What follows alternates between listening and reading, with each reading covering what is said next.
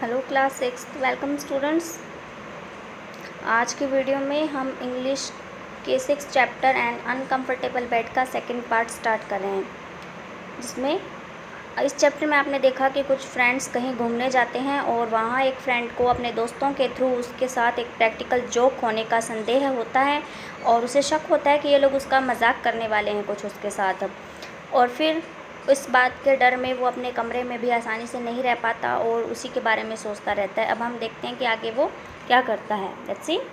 Then I cautiously set down. उसके बाद मैं सावधानीपूर्वक बैठ गया। This arm chair was solid. वो चेयर सॉलिड थी। I did not dare to get into the bed. मुझ में बिस्तर तक जाने का साहस नहीं था। However, the night was advancing. इसी तरह रात आगे बढ़ रही थी and I ended by coming to the conclusion that I was foolish. और मैंने अंत में मैं इस नतीजे पर पहुंचा कि ये मेरी मूर्खता थी, मैं मूर्ख था। If they were spying on me, अगर वो मुझ पर नज़र रख रहे होते या मेरा मजाक बनाने की कोशिश में होते, as I supposed, जैसा कि मुझे लगा था, they must, while waiting for the success of the joke they had been preparing for me. तो फिर वो उस जोक की सक्सेस के लिए इंतज़ार करते जो कि उन्होंने मेरे लिए प्रिपेयर किया था। Have been laughing enormously at my terror. तो उन्हें मेरे इस डर वाली स्थिति पर ज़ोर से या बहुत अधिक हंसना चाहिए था। So I made up my mind to go to bed. इसलिए मैंने अपना मन बनाया कि मैं अब सोने जाऊँगा। But the bed was particularly suspicious looking. ठीक है, लेकिन जो बेड जो था वो विशेष रूप से कुछ संदेह भरा लग रहा था। I pulled at the curtains. मैंने पर्दों को खींचा। They seemed to be secure. वो मुझे सिक्योर लगे। All the same there was danger. बिल्कुल उसी तरह देयर वॉज डेंजर, वहाँ खतरा था। I was going perhaps to receive a cold shower bath from overhead. एक बार तो मैंने सोचा कि शायद मुझे क्या कर लेना चाहिए, थोड़ा स्नान कर लेना चाहिए, नहा लेना चाहिए। और परहैप्स, और शायद the moment I stressed my self out, और अगले ही पल मैंने अपने आप को उस चीज़ से अलग कर लिया। To find myself sinking under the floor with my mattress. उस परेशानियों के साथ, उस समस्या के साथ मैंने अपने आप को फर्श पर बिठा लिया। I searched in my memory for all the practical jokes of which I ever had experience. मैं अपनी मेमोरी में उन प्रैक्टिकल जोक्स को खोजता रहा जिनका मुझे आज तक एक्सपीरियंस था। And I did not want to be caught. और मैं पकड़ा नहीं जाना चाहता था। नो सर्टेनली नॉट, नहीं, बिल्कुल भी नहीं, मैं इस बार इस मजाक का पात्र नहीं बनूंगा। Then I suddenly thought of a precaution which I consider one of extreme efficiency. तभी अचानक मैंने एक सावधानी भरी कोई बात सोची। Which I consider one of extreme efficiency, जिसने मुझे एक बहुत ज़्यादा मुझ में क्षमता डाल दी। I caught hold of the side of the sheet. मैंने क्या किया, जो बेड शीट थी उसकी एक साइड को पकड़ा। And the rest of the bed clothes of the matters gingerly. मैंने क्या किया, आई caught hold of the side of the matters gingerly. मैंने क्या किया, बहुत ही डरते डरते वो अपने सारे सामान को एक साइड से पकड़ा। And very slowly drew it toward me. और मैंने उस सामान को बहुत ही धीरे धीरे अपनी तरफ खींचा। It came away followed by the sheet and the rest of the bed clothes.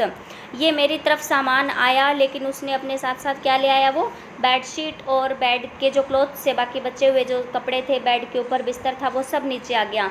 I dragged all these objects into the very middle of the room. मैंने इन सारी चीज़ों को खींचकर रूम के बिल्कुल बीच में कर लिया। Facing the entrance door. इसका फेस किस तरफ था, कमरे में प्रवेश करने वाले दरवाजे की तरफ था।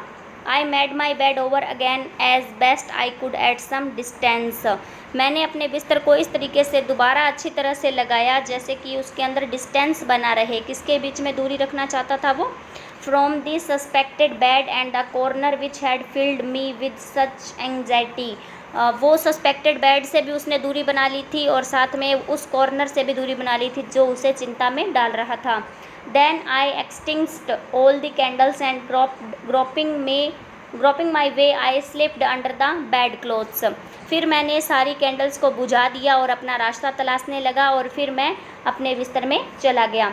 फॉर एटलीस्ट अनदर आवर, लगभग दूसरे घंटे में आई रिमेंड अवैक, मैं थोड़ा जागा। Starting at this slightest sound, क्योंकि उसने क्या सुना था, कुछ हल्की सी आवाज़ सुनी। Everything seemed quite in the Jatayu, जो महल था उसके अंदर सारी चीज़ें बिल्कुल शांत थी। आई फेल अस्लीप, फिर मुझे नींद आ गई। I must have been in a deep sleep for a long time but all of a sudden I was awakened with a start by the fall of a heavy body tumbling right on top of my own body. I must have been in a deep sleep for a long time. लंबे समय तक मैं गहरी नींद में सोता रहा but all of a sudden, लेकिन अचानक से आई वॉज वैकन, मैं जाग उठा with a start by the fall of a heavy body, एक बहुत ही भारी शरीर क्या हुआ, उसके ऊपर करतब करने लगा, यानी उसके ऊपर गिर गया। Top of my own body, मेरे शरीर के ऊपर गिर गया। And at the same time I received on my face, on my neck and on my chest a burning liquid which made me utter a howl of pain. तभी अगले ही पल मैंने महसूस किया कि मेरे फेस पर, गर्दन पर और मेरी छाती पर कुछ बर्निंग जलता हुआ लिक्विड गिर गया था, जिस वजह से मेरे क्या निकल पड़ी, एक दर्द भरी चीख निकल पड़ी। एंड अ ड्रीडफुल नॉइस, और एक बहुत ही भयानक आवाज़, as if a sideboard laden with plates and dishes had fallen down penetrated my ears. तभी एक बहुत ही भयानक आवाज़, जैसे कि जो ट्रे होती है साइड बोर्ड, वो गिरने की और उसके साथ उस पर रखी प्लेट्स और डिशेज़ के गिरने की जो आवाज़ थी, उसने मेरे कानों को भेद दिया, यानी मेरे कानों में बहुत ज़ोर से उसकी आवाज़ आई। I felt myself suffocating under the weight that was crushing me and preventing me from moving.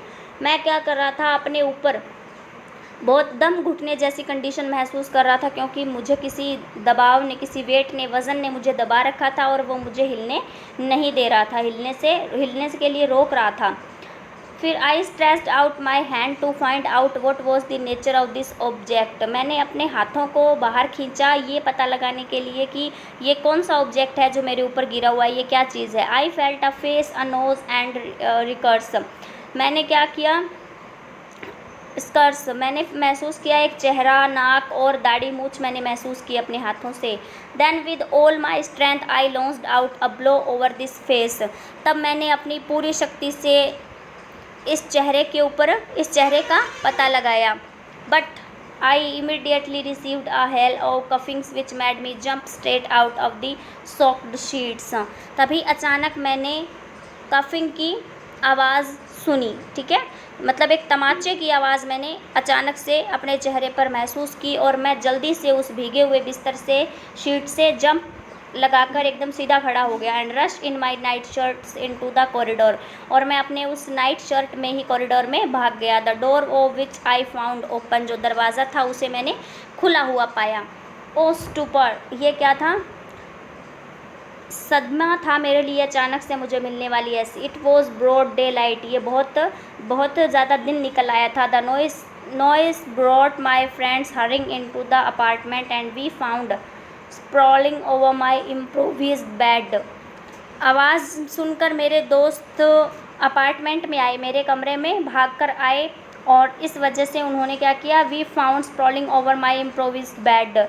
मेरे उस काम चलाऊ बिस्तर पर हमने बेतरतीबी से फैला हुआ सामान देखा। द डिसमेड वैलेट, उसके ऊपर क्या था, जो मेरा खिदमतगार था जो आया था, वो बिल्कुल डर चुका था, गिर चुका था वहाँ पे। Who while bringing me my morning cup of T, जो वहाँ पे मेरे साथ मेरी सुबह की चाय का कप लेकर आया था।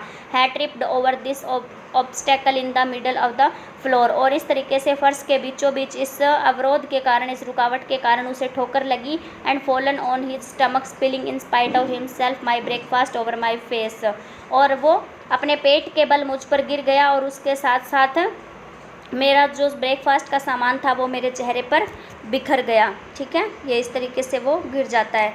The precautions I had taken in closing the shutters and going to sleep in the middle of the room, मैंने क्या किया था, सावधानी पूर्वक सारे शटर्स क्लोज किए थे, और उसके बाद मैं अपने कमरे के बिल्कुल बीचों बीच सोने के लिए गया था।